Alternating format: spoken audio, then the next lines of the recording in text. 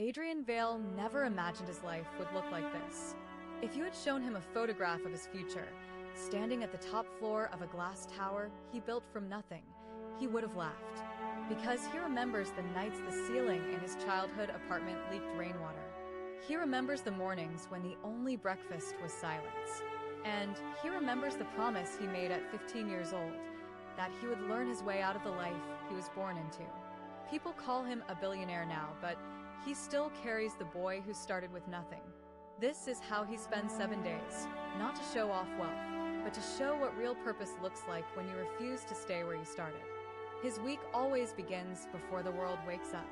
At 4:45 a.m., his alarm breaks the quiet. Though he rarely needs it, his mind is usually awake before his body. He sits at the kitchen table, alone, with a notebook that looks worn out from years of use. The pages are filled with questions, fears, goals, and reminders of who he used to be. Each morning, he writes one sentence. What can I do today that the old me would think is impossible? It's not motivation. It's grounding.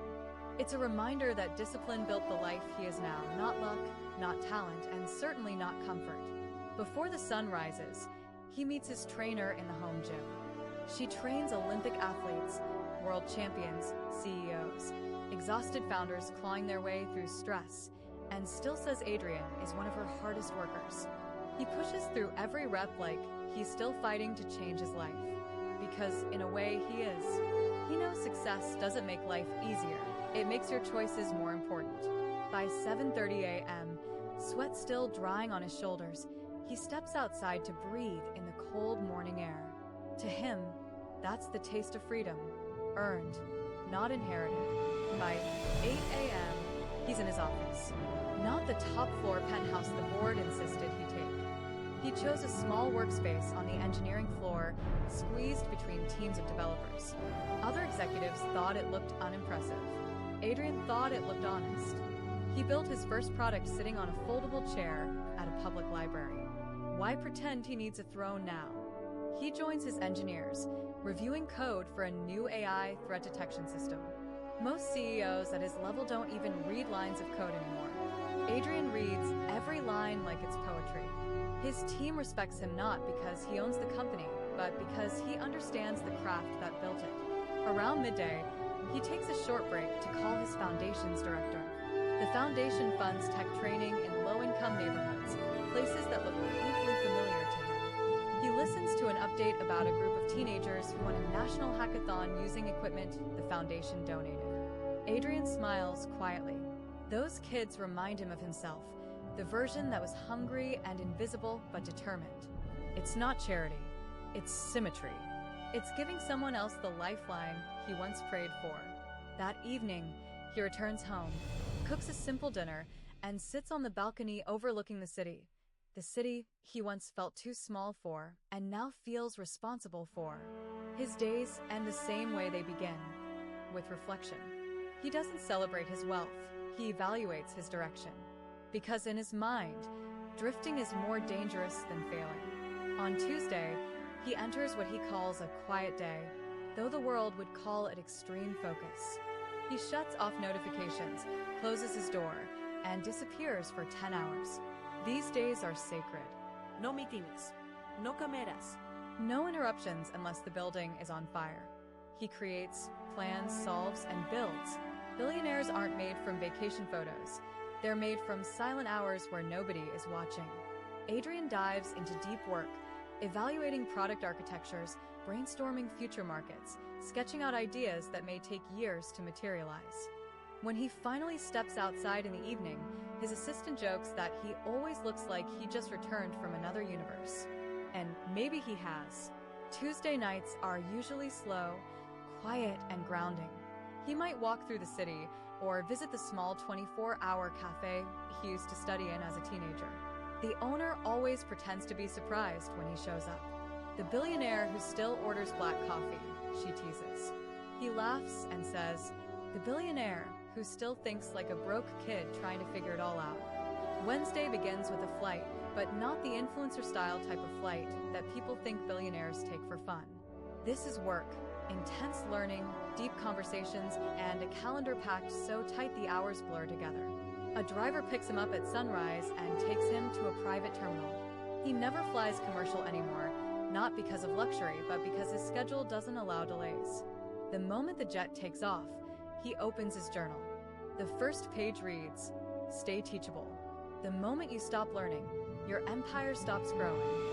He's headed to a global technology ethics summit in Singapore.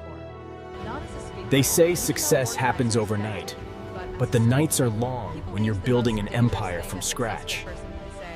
I already know enough. He listens to lectures on digital responsibility, new cyber threats, the future of AI governance. He fills pages with notes. Billionaires in movies pretend to know everything. Billionaires in real life know they never will. After the summit, he meets privately with a panel of researchers. No cameras. No press, just questions and curiosity. 3 hours later, he walks out energized, not because he heard good news, but because he heard the truth. The world is changing faster than people think, one researcher told him. Adrian doesn't fear change. He chases it. He invests in it. He builds for it before others notice it's coming. That night, he returns to his hotel overlooking Marina Bay. He orders room service, not fancy food, just grilled chicken and vegetables. People think billionaires eat like royalty every day. Adrian eats like someone who needs energy more than indulgence. Before sleeping, he reviews his notes again. Learning is not an event, it's a habit. Thursday is travel and connection. He flies to Dubai for meetings with founders he invests in. Dubai's skyline glows like ambition built in steel. The moment he lands, his schedule becomes a sprint. A 2-hour meeting with a cybersecurity startup, a lunch with a young founder building a payment app, and a roundtable discussion with government tech advisors. What impresses Adrian isn't the wealth he sees in the city, it's the hunger. Every conversation feels like a spark waiting for oxygen. In the afternoon, he visits a small robotics company his firm invested in early. The founder, barely 30, built a prototype that could change industrial automation. Adrian listens, asks tough questions, then offers advice. "Your idea is brilliant," he says, "but brilliance dies without discipline." The founder nods, taking every word seriously. Adrian sees himself in that young man. The fire, the fear, the determination to prove something to the world. By evening, he's exhausted but fulfilled. At the hotel gym, he works out to clear his mind. He believes movement stabilizes ambition. Afterward, he sits on a balcony overlooking the desert, feeling the warm wind cut through the silence. Wealth never amazed him. What amazes him is possibility. The way the world opens once you stop saying, "Maybe someday." Friday is a hybrid of business and giving back. Adrian returns home and heads straight to a community center he funds. Teenagers crowd around computers learning cybersecurity basics. One girl shyly approaches him and says, "I want to build something like you did."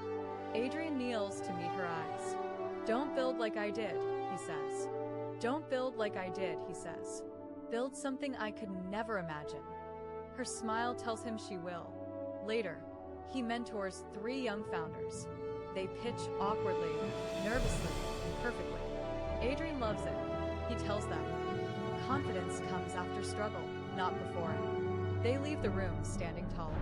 In the evening, he records content for his online mentorship program. Not glamorous videos, just raw lessons he wishes he heard. He speaks about failure, resilience, discipline, and the truth that saved his life.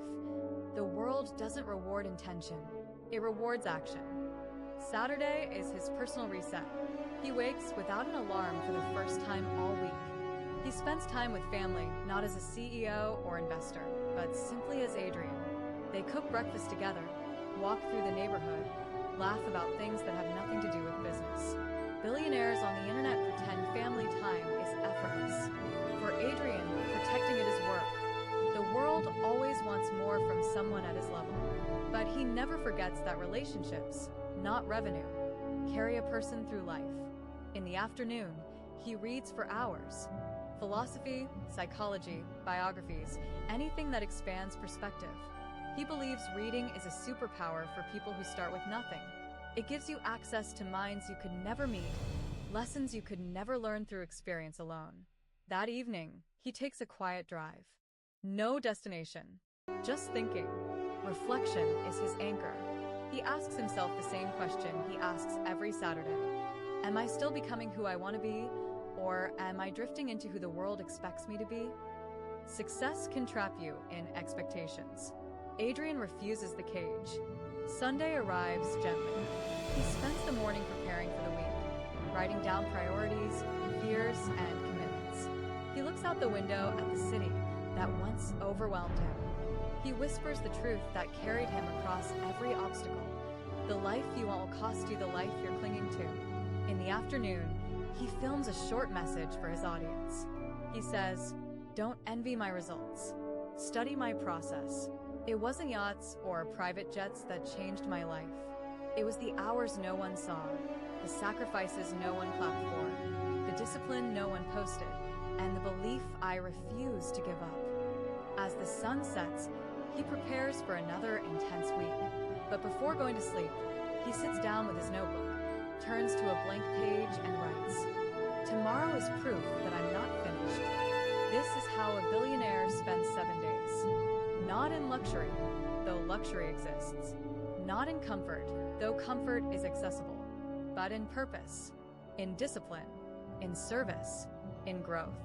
In the relentless pursuit of a better version of the boy who started with nothing. And if there's one thing Adrian wants you to remember, it's this. You don't need to become a billionaire to change your life. You just need a week like this, repeated enough times that the world has no choice but to recognize who you became.